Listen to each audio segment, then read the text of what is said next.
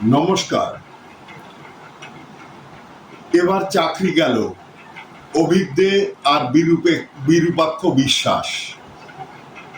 এরা দুজনেই আরজি করে সেই অভয়ার ক্রাইম সিনে উপস্থিত ছিল। তখন তৃণমূল ক্ষমতায় বাঁচিয়ে নিয়েছিল এই দুইজনকে। এখন নতুন সরকার দায়িত্ব নিয়েছে এবং তারা দায়িত্ব পালন করছে। সেদিন যে জিনিসটা করেনি বা পারেনি এই সরকার, আজ সেই কাজ করছে নতুন বিজেপি সরকার। আরো অনেক কিছুই দেখতে পাবো আমরা, কারণ এখনো প্রায় 30 থেকে 35 জন মন্ত্রীরা শপথ নেবেন আগামী কয়েকদিনের মধ্যেই। তখন পুরোপুরিভাবে রাজ্য তার কার্যবিধি পরিচালনা শুরু করবে। সবে তো সরকার বদল হয়েছে, এখনো সব দপ্তর বন্টন হয়ে পারেনি, যে কারণে সর্বত্র কাজও শুরু হয়নি। কিন্তু যতটুকু সুযোগ পেয়েছে এই সরকার রীতিমতন কাজে লাগিয়ে চলেছে। এই চোর তৃণমূল সরকার এত টাকা চুরি করেছে যে রাখার জায়গা নেই। স্বরূপনগরে জেলা প্রধান তারা টাকা এত তোলা তুলেছে, রাখতে হয়েছে মাঠে গর্ত করে ট্রলি ব্যাগের ভিতরে করে। পাওয়া গেছে প্রচুর অস্ত্র। এই অস্ত্র কি শান্তির প্রতীক? উত্তর দেবেন কি কোনো এই চোর তৃণমূলের কোনো নেতা নেত্রী? তৃণমূলে তো শুনেছি একটাই পোস্ট, বাকি ছিল সব ল্যাম্প পোস্ট। তাহলে সেই পোস্ট কি একটাও জবাব দিতে আগ্রহী, না ওনার কাছে কোনো জবাব আছে? কারণ উনি সবকিছু 75% নিজে নিতেন, 25% যারা কালেকশন করত তাদের ভাগে পড়ত।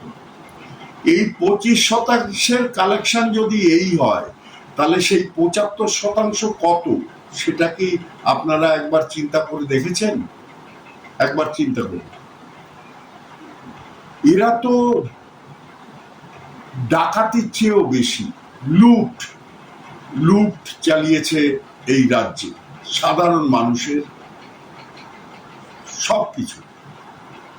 আপনি চিন্তা করুন, ত্রাণের ত্রিপল, ত্রাণের চিড়ে, ত্রাণের অন্যান্য সামগ্রী পাওয়া যাচ্ছে তৃণমূলের পার্টি অফিসে, পঞ্চায়েত প্রধানের বাড়িতে। কেন এগুলো কেন? আপনি কি একবারও প্রশ্ন করেছেন? আপনার মনে কি প্রশ্ন জাগে না?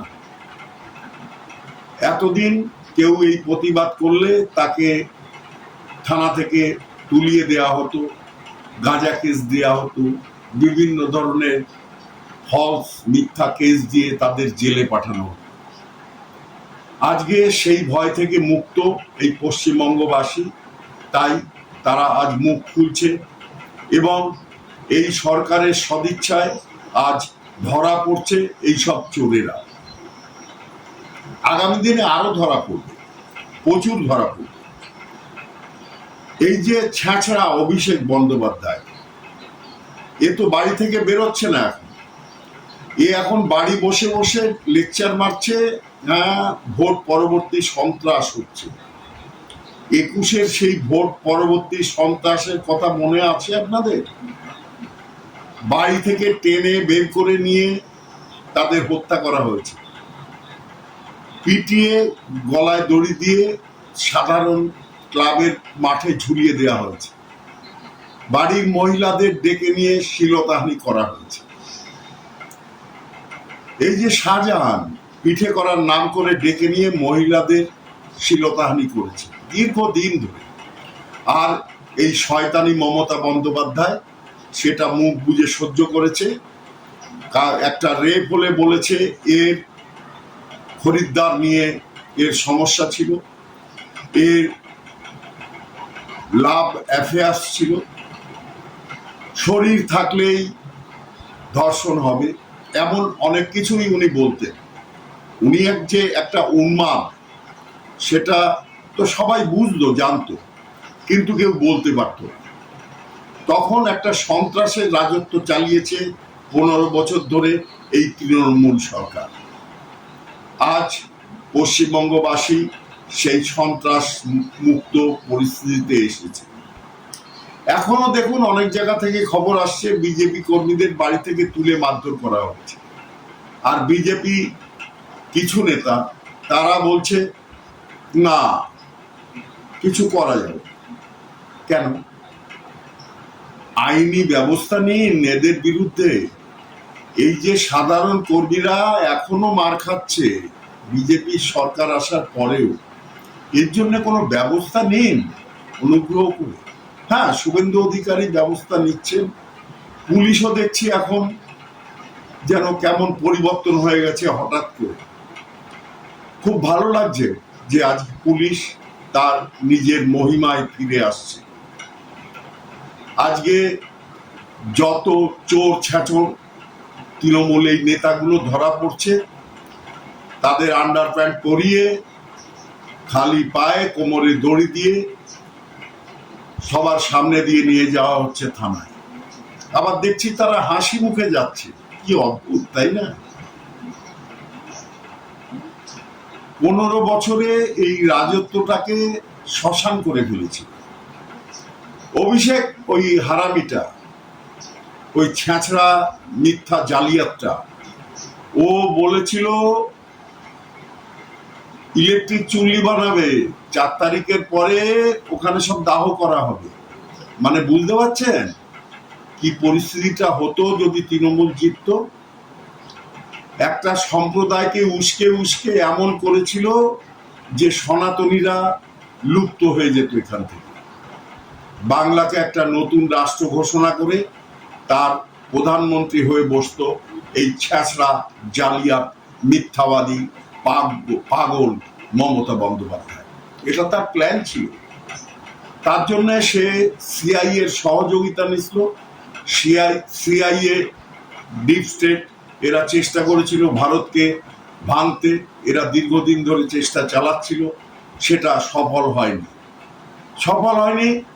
প্রধানমন্ত্রী নরেন্দ্র দামোদর দাস মোদী, অমিত শাহ, ডক্টর জয়শঙ্কর এবং বিশেষ করে উল্লেখ করতে হয় স্যার অজিত ডোভালের নাম।